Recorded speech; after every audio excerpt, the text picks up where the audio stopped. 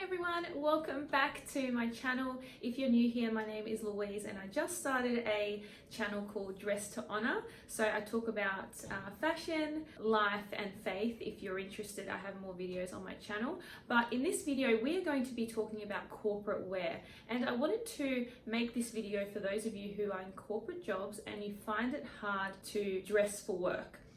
So sometimes we can find ourselves in this situation because the companies that we work for don't have strict guidelines or they don't provide uniforms.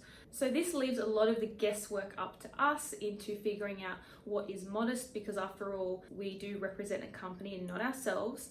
And also we want to wear things that we feel comfortable in and wear clothes that we feel like ourselves in.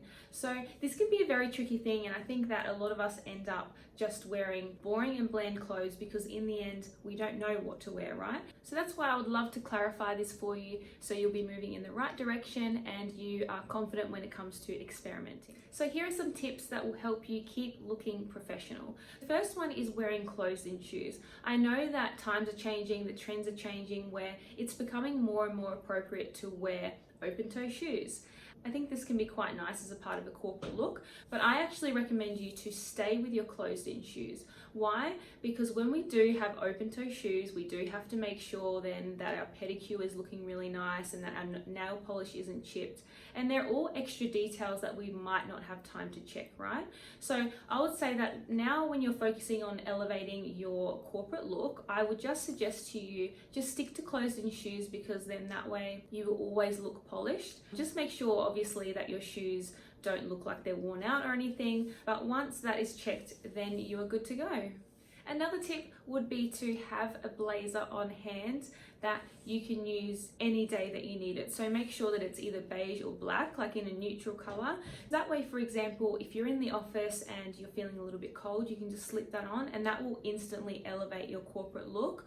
Or sometimes this does happen, and it's happened to me as well, where once I select my outfit for the day, I walk out and I'm on the job, then I suddenly don't feel as confident in my outfit and I feel like, oh, I didn't make the right choice in the mixing and matching of that. And sometimes we might want to cover that up, and there's nothing wrong with that. So having a blazer sitting on your chair in the office that you can just slip on will be really, really helpful, because yeah, it not only elevates your look, but it just can make you feel a little bit more confident and comfortable. You might get a client that day, or you might have an unexpected meeting. So yeah, a blazer can really just help pull your outfit together or make you feel more covered up if needed. Another tip I have for you is monochromatic looks. These can look stunning in the corporate environment, but I have to say that when you're first stepping into that world and you're starting to experiment with style and elevating a look, for example, wearing a bold red monochromatic suit can be too out there. I don't know what type of corporate job you're in.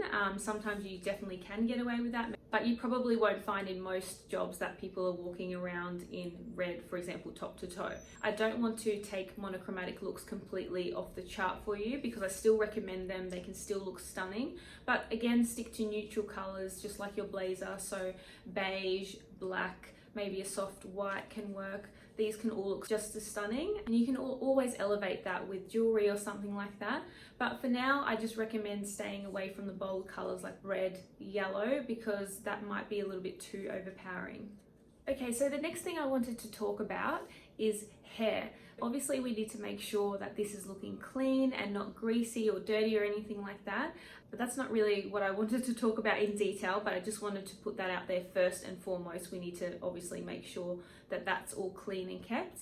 But I wanted to mention hairstyles. So this doesn't have to be anything extravagant, or you don't need a lot of skill to do it, but I just wanted to encourage you to put in that little bit extra effort into your hair. So for example, for me, I have dead straight hair, so it does take a bit of extra time to do my hair like this, but it does really elevate a look. And every time when I do my hair like this, I just feel like so much more dressed up and I feel a lot more put together than having my straight hair just sitting there. Because I naturally have straight hair, it sits quite flat as well, so having that every single day can just be a little bit repetitive and boring. So that's why it might be good for you. If you have straight hair, for example, learn to curl your hair and just switch it up a little bit. If I can do it on camera here, you can do the half up, half down hairstyle, and that can look really nice because then you can show off your earrings a little bit more. If you have curly hair, then try straightening it. You know, just switch it up a little bit. Have a play with it. If you do need to add some volume spray in your hair, whatever it is that you can do to change your hair up can make all the difference. So I would recommend putting in an extra, say, 15 to 20 minutes a day in the morning to your routine when getting ready, so that you have time to really fix up your hair, because you can see your hair from every angle, and that might be something that people first look at when, for example, if you're sitting at your desk and they're coming from behind you or from the side. That's probably what they're going to notice most. Another tip I wanted to mention is your jewelry set. So have a jewelry set ready to go that you can pop on every day when you go to work. I'm just getting a little bit distracted here because I keep walking towards the camera and I'm trying to step back a little bit because I think I might be too close. I've also got the aircon in this room because it's very, very hot, so hopefully that's not bothering the sound too much. I don't have a microphone or anything like that, so I hope it's okay.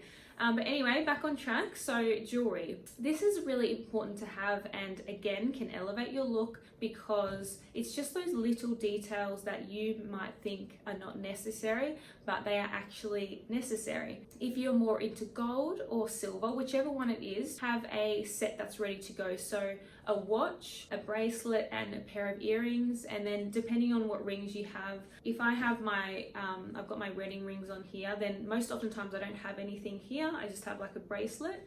So whatever that combo is, just make sure they all work together, because these are something that you can just pop on after you've put on your outfit and you've done your hair, and then you're good to go. This method really works because you'll find many times that you won't have extra time to put like a nice jewelry look together, or you might simply not be in the mood. Having this ready to go on your counter, this will help your outfit look complete. So that's all my tips for today. I hope that was helpful and that you are now feeling more confident in your corporate looks. If you want to learn more, I do have a video called 7 Common Grooming Mistakes That People Make, and there I offer some tips on how you can up-level your look, but we are focusing then on the details. So anyway, I hope you enjoyed this video. Thank you so much for being here once again, and I'll see you in my next video. Bye.